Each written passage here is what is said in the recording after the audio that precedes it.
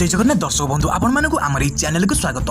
तो फ्रेंड्स आज हूँ 30 जून मंगलवार। तो चलते आज सकाल देश विदेश 20 बड़ बड़ गुरुत्वपूर्ण मुख्य बड़ खबर उपर नजर पकड़ा। सबुठ बड़ खबर होउछि भारत रे बैन है टिकटक समेत 59 ऐप को बैन करा इंडिया रे। जारी है अनलॉक 2 रो गाइडलाइन किंतु 31 जाए बंद रहबो एही सब सुविधा। पुणी राज्य में 31 जुलाई पर्यंत बढ़िया लॉकडाउन। एथर देशी मद मिलिबो ऑनलाइन रे। पुणी आज गलवान घाटी को नहीं भारत और चीन मध्य कथबार्ता। बातिल है +2 रो अवशिष्ट परीक्षा। एमती अनेक गुरुत्वपूर्ण खबर आम आपण नहीं आसीचु जहाँ जाना अति गुरुत्वपूर्ण। तो फ्रेंड्स वीडियो प्रथम शेष पर्यंत देखूँ और आपण सांग मान सहित शेयर करूँ। तो डेरी नगरी चलतु आज मुख्य बड़ खबर उपर नजर पकड़ा। सबुठ बड़ खबर होउछि भारत में टिकटक आप बैन। सीमार उत्तेजना लगी रही बेले भारत सरकार टिकटक समेत चाइनार 59 ऐप को निषेध करने को निष्पत्ति नहीं। यह ऐप गुड़िक गोपनीयता समेत अन्य तथ्य अन्यत्र स्थानांतरण होता अभियोग होता। चाइना और अमेरिका पर भारत में टिकटक सर्वाधिक व्यवहारकारी अच्छा। टिकटक मोट व्यवहारकारी संख्या 200 कोटी टपिधा बेले भारत में 61.1 कोटी यूजर्स थिबा जଣା पड़ी। टिकटक व्यतीत अन्य जो चाइना ऐप बैन होइछि सेगुड़िक है शेयर जेंडर कवई यूसी ब्राउजर सीन Clash of Kings UC Battery Saver Helo Likee यूक्या Makeup Mi Community CM Browser Browser Cleaner Club Factory News Dog Beauty Plus WeChat UC News QQ Mail Weibo Bigo Live Selfie City Mail Master Parallel Space Bigo Video प्रमुख। तेज अन्यतम लोकप्रिय China app PUBG को निषेध करा जाय नहीं। तो सेपरी जारी है अनलॉक 2 गाइडलाइन किंतु 31 जाए बंद रही यही सब सेवा। कोरोना संक्रमण भितर आज भारत सरकार अनलॉक 2 नुआ गाइडलाइन जारी करिसेंती। जुलाई 1 रु समग्र देश में अनलॉक 2 कार्यकारी हेबो। तेबे जुलाई 31 जाए देशर समस्त कंटेनमेंट जोन रे पूर्व भली कड़ाकड़ी भाव लॉकडाउन पालन करा जिवो। एहार अर्थ कंटेनमेंट जोन रे केवल जरूरी सेवा व्यतीत आउ सब किछि बंद रहिबो। अन्य पक्षे ऑनलाइन 2 गाइडलाइन जारी होइतिले आसंता जुलाई 31 जाए देशर समस्त शिक्षानुष्ठान बंद रहिबो। विमान मेट्रो सिनेमा हॉल क्रीड़ा कार्यक्रम सामाजिक राजनीतिक मनोरंजन सांस्कृतिक और धार्मिक कार्यकलाप 31 तारीख जाए बंद रहिबो। Cinema hall gym swimming pool entertainment park bar auditorium 31 तारीख जाए खोलिबो नहीं। से भली रात्रिकालीन कर्फ्यू पूर्व भली राति 10 भोर 5 जाए बलवत्तर रहिबो। तो फ्रेंड्स आपण माने प्रतिदिन every daily latest news update देखा चाहूँगी तेज आप चैनल को सब्सक्राइब करूँ और पाखे बेल आइकन को क्लिक कर दिंतु। तो चलते परवर्ती खबर पर नजर पकड़ा। यही राज्य में 31 जुलाई पर्यंत बढ़िया लॉकडाउन। सारा देश में कोरोना परिस्थिति भयंकर होबारे लगिलानी। एहरी मध्य लॉकडाउन को 31 जुलाई पर्यंत वृद्धि कर महाराष्ट्र सरकार। राज्य में लगातार कोरोना मामला बढ़ुथिबारु देखि उद्धव ठाकरे महाराष्ट्र विकास अगाड़ी सरकार यह निष्पत्ति नहीं। रविवार दिन ठाकरे कहते जून 30 पर राज्य में लॉकडाउन जारी रहिबो। प्रतिबंधक को कोहल करने को मना करने सह ठाकरे कहते राज्य में एबी कोरोना महामारी विपद रही। पर ठाकरे ट्वीट कर जून 30 पर लॉकडाउन हटिबो कि जार स्पष्ट उत्तर होउछि ना। यह सह अर्थव्यवस्था को पुनः फेराई आनिबा पई धीरे धीरे अनलॉक प्रक्रिया लागू कराजियो बोली से कहते। तो सेपरि देशी मदर हेब होम डिलीवरी जानतु एने केते पड़िबो चार्ज। मदर होम डिलीवरी को अनुमति मिलिया परे एबे देशी मद को आपण घरे बसी मगाई पारिबे। एणे कि देशी मदर भी हेबो होम डिलीवरी। देशी मद और आउट स्टिल मद होम डिलीवरी करने को निष्पत्ति नि जाइछि। होम डिलीवरी निष्पत्ति नहीं अबकारी विभाग पक्षर सूचना मिली। सकाल 7 संध्या 6टा मध्य एही मदर होम डिलीवरी होई पारियो बोली सूचना रही। बोतल बा पाउच पिछा 10 टंका डिलीवरी चार्ज पड़ियो बोली सूचना रही। सर्वाधिक डिलीवरी चार्ज 50 टंका पर्यंत रहियो बोली कुहा जाउछि। तेबे काउंटर रे देशी मद बिक्री पई एजबत अनुमति मिली नहीं। तो सेपरि गलवान घाटी उत्तेजना को कम करने आज पुणी भारत चीन कथबार्ता। लद्दाखर गलवान उपत्यका भारत और चीन सैनिकों मध्य होइतिबा हिंसाकांड पर दुई देश मध्य होइतिबा उत्तेजना को कम करने उभय देश मध्य कथबार्ता जारी रही। एहरी मध्य आज कोर कमांडर स्तर में तृतीय राउंड बैठक होगाकू जाउछि। दिन 10:30 भारतर चुसुल आलोचना हो बोली जना पड़ी। तेबे यह पूर्व जून 22 चीन मालडा बैठक होइतिला। कमांडर स्तरीय आलोचना प्राय 11 घंटा धरी चलतिला। तो सेपरि जुलाई शेष सुधा भारत में पहुंचब 6टी राफेल युद्ध विमान। गेम चेंजर कहउथिबा राफेल युद्ध विमान खूब शीघ्र भारत पाखरे पहुंचबाकू जाउछि। आसंता जुलाई 31 सुधा भारत पाखरे फुल लोडेड 6टी राफेल युद्ध विमान पहुंची जेउ बोली जना पड़ी। एथिरे लंग रेंज मेटारो एयर टू एयर मिसाइल खंजा जाइछि। यह 150 किमी दूर टार्गेट को हिट करिवार क्षमता रखिछि। राफेल भारत में पहुंचले भारतीय वायुसेनार क्षमता 2 गुणित होइजो बोली आशा करा जाउछि। तो सेपरि राज्य में आहरी 3 दिन वर्षा किछि जिले में वज्रपात होगा नहीं सूचना। राज्य में आहरी 3 दिन धरी वर्षा लगी रहिबो। जुलाई 2 तारिख पर्यंत राज्यर विभिन्न जिले में वर्षा सहित वज्रपात होगा नहीं पाणीपाग विभाग पूर्वानुमान करिछि। जून 30 तारिख में बलांगीर, देवगढ़, सोनपुर, बौद्ध, नुआपड़ा, संबलपुर, सुंदरगढ़, गजपति, गंजाम, पुरी, कंधमाल और रायगड़ा जिले में स्वल्परू मध्यम धरणर वर्षा होइपारे। सेपरि जुलाई 1 और 2 तारिख में मालकानगिरी, रायगड़ा, कोरापुट, नवरंगपुर, कलाहांडी, कंधमाल, सुंदरगढ़, केउंझर, मयूरभंज और बालेश्वर आदि जिले में वज्रपात होबार संभावना रही। तो सेपरि जाजपुर में सर्वसाधारण को सरकारी ऑफिस मना। जाजपुर जिले में साधारण लोकों को सरकारी ऑफिस जावाक बारण करा जायछि। 8 तारिख मध्यरात्र जाए ऑफिस जावाक बारण कले जिलापाल। 48 घंटा मध्य जिले में 81 पॉजिटिव चिन्हट होगा पर एभली पदक्षेप नियायछि। 81 जनक मध्य जड़े वरिष्ठ सरकारी ऑफिसर रही सूचना रही। सूचनायोग्य पूर्व गंजाम में सरकारी ऑफिस को सर्वसाधारण को बारण करा। गंजाम जिले में सबु सरकारी ऑफिस को सर्वसाधारण जिबा उपरे जिला प्रशासन पक्षर कटकणा जारी करा जायथिला। तो सेपरि तेलंगाना गृहमंत्री को कोरोना संक्रमण। तेलंगाना गृहमंत्री मोहम्मद महमूद अली को कोरोना संक्रमण होईछि। रविवार संध्यारे तांकर नमूना परीक्षा रिपोर्ट कोरोना पॉजिटिव आसीछि। चिकित्सा लगी तांकु जुबली हिल्स स्थित अपोलो हॉस्पिटल रे भर्ती करा जायछि। 3 दिन तले तांको नमूना परीक्षा पई पठा जायतिबा अली सूचना दैछन्ति। तांकटारे कोरोना लक्षण प्रकाश पाइबारु एभली करा जायतिला। तो सेपरि बढ़िबो बस सीट एवं ट्रकर उच्चता। बस एवं माल बोझई जानवाहन उच्चता एवं दैर्घ्य बढ़िबो। एने परिवहन मंत्रालय अनुमति देछि। रास्तार सामग्री परिवहनकारी को प्रोत्साहित करने को जाई परिवहन मंत्रालय एभली निष्पत्ति नैथिबा सूचना रही। टाइम्स ऑफ इंडिया रे प्रकाशित रिपोर्ट अनुसार पाखापाखि 2 वर्ष धरी परिवहन मंत्रालय ए बाबद विचार करबा पर एही निष्पत्ति नैछि।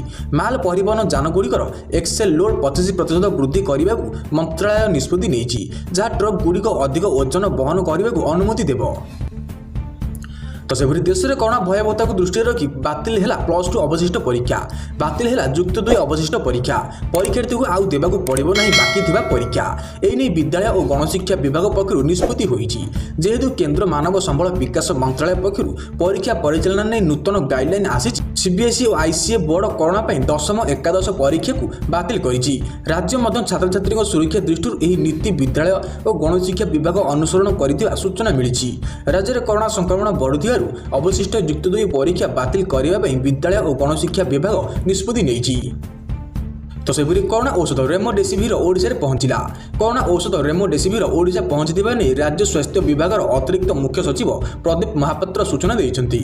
उक्त औषध कोविड हॉस्पिटल रे चिकित्सित हेउथिबा गुरुतर रोगी क्षेत्र में व्यवहार हेबो बोली से कहिसन्ति। हैदराबाद स्थित हेक्टर हेल्थ केयर लिमिटेड कोरी फॉर कोरोना औषध रेमडेसिविर जेनेरिक संस्करण ओडिशा रे पहुंची बोली आज कहिसन्ति। से आहरी मध्य कहिसन्ति जे एही औषध 100 मिलीग्राम वीएल रे उपलब्ध। पंजीकृत डाक्तरी चिकित्सक तत्वावधान यह एक डाक्तरखाना रे गुरुतर चिकित्सा सेटिंग रे दिया जिबा आवश्यक बोली कंपनी पक्षरु एक विवृत्ति रे कुहा जायछि। तो सेपरि एही 2 अभिनेता को भारत रत्न दाबी। कोरोना महामारी समय बॉलीवुड अनेक कलाकार गरीब असहाय को सहयोग हाथ बढ़ाई। केही टंका बांटी तो आउ केही भोकिला को खाइबा को देइछन्ति।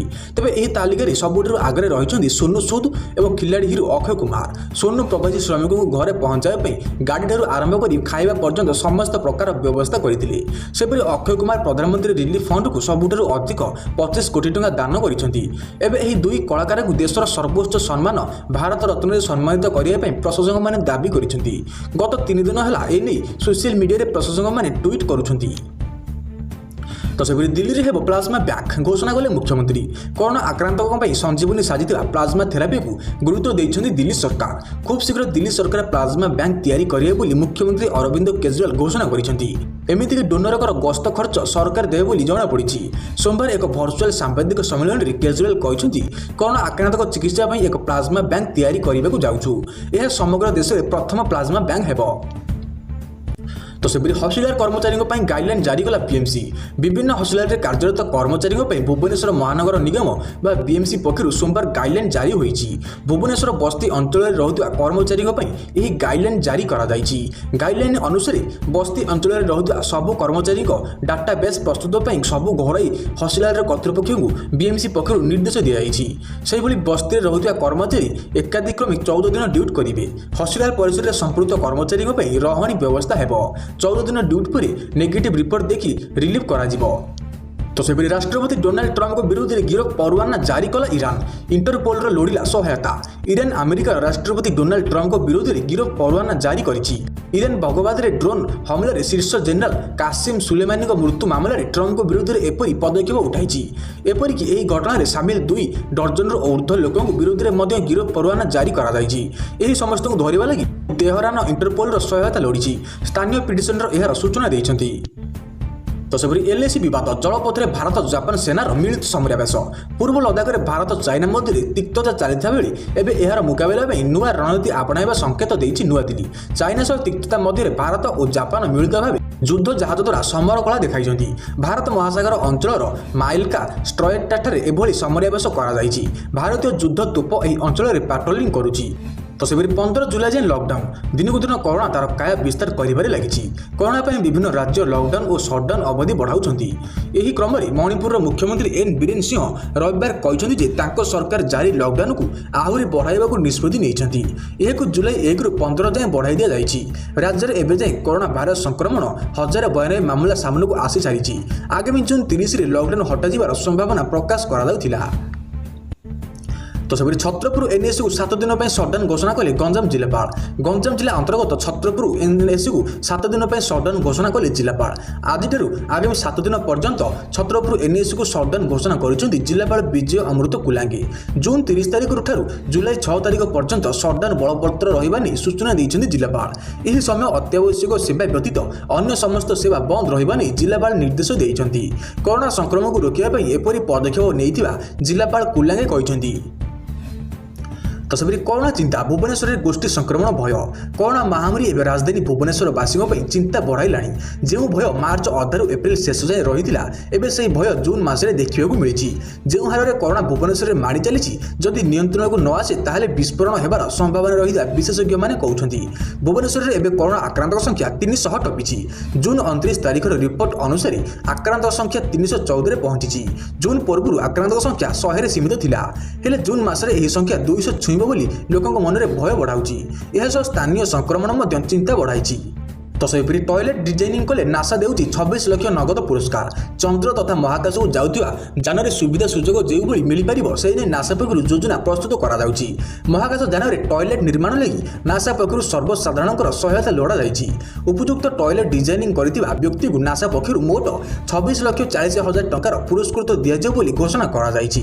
ଟଏଲେଟ୍ ଡିଜାଇନିଂରେ ପ୍ରଥମ ସ୍ଥାନ ହାସଲ କରିଥିବା ବ୍ୟକ୍ତିକୁ ଏଥିପାଇଁ 15 ଲକ୍ଷ ଟଙ୍କାର ପୁରସ୍କାର ପ୍ରଦାନ କରାଯିବ। ସେହିପରି ଦ୍ୱିତୀୟ ପ୍ରତିଯୋଗୀକୁ 7,60,000 ଟଙ୍କା ଏବଂ ତୃତୀୟ ପ୍ରତିଯୋଗୀକୁ 3,80,000 ଟଙ୍କା ଦିଆଯିବ ବୋଲି ସୂଚନା ଦିଆଯାଇଛି। ତ ସେପରି ଗଜପତିରେ 7 ଦିନ ପରିବର୍ତ୍ତେ 21 ଦିନକୁ ବୃଦ୍ଧି କରାଗଲା ସଂକରଦ ଅବଧି। ଗଜପତି ଜିଲ୍ଲାରେ ସଂକରଦ ଅବଧିକୁ 7 ଦିନ ବଦଳରେ 21 ଦିନକୁ ବୃଦ୍ଧି କରାଯାଇଛି। ସୋମବାର ଜିଲ୍ଲାରେ ନୂଆ ନିୟମ ଲାଗୁ କରିବାକୁ ଜିଲ୍ଲାପାଳ ଅନୁପମା ଶାହା ଏକ ଭିଡିଓ କନଫରେନ୍ସ ମାଧ୍ୟମରେ ଜଣାଇଛନ୍ତି। ଏହି ନେଇ ସେ ଜିଲ୍ଲାର ସମସ୍ତ ବିଡିଓଙ୍କୁ ଚିଠି ଲେଖିଛନ୍ତି। ସେଥିରେ ଉଲ୍ଲେଖ କରିଛନ୍ତି ଯେ ଯେଉଁ ପ୍ରବାସୀମାନେ 7 ଦିନ ସଂକରଦ କେନ୍ଦ୍ରରେ ରହିବା ପରେ ନିଜ ଘରକୁ ଯାଉଥିଲେ ଆସନ୍ତା ମଙ୍ଗଳବାରଠାରୁ 21 ଦିନ ରହିବାକୁ ବାଧ୍ୟତାମୂଳକ କରାଯାଉଛି। ଏହା ସହ କୌଣସି କାମ ନଥିଲେ ଘରୁ ନ ବାହାରିବାକୁ ସେ ଜିଲ୍ଲାବାସୀଙ୍କୁ ଅନୁରୋଧ କରିଛନ୍ତି। ଯେଉଁମାନେ 21 ଦିନ ସଂକରଦ କେନ୍ଦ୍ରରେ ରହିବା ପରେ ଘରକୁ ଯିବେ ସେମାନଙ୍କୁ 1,000 ଟଙ୍କା ଲେଖାଏଁ ପ୍ରଦାନ କରାଯିବ। ପରେ 7 ଦିନ ହୋମ୍ କ୍ୱାରେଣ୍ଟାଇନରେ ରହିଲେ ୱାର୍ଡ ମେମ୍ବରଙ୍କ ଠାରୁ 1,000 ଟଙ୍କା ନେବାକୁ କହିଛନ୍ତି। तो फ्रेंड्स आपने प्रतिदिन यही डेली लेटेस्ट न्यूज अपडेट देखा चाहते तेज आप आम चैनल को सब्सक्राइब करूँ और पाखे बेल आइकन क्लिक कर दिंतु। तो फ्रेंड्स रोज नमस्कार, धन्यवाद। देखा नेक्स्ट वीडियो रे। जय जगन्नाथ।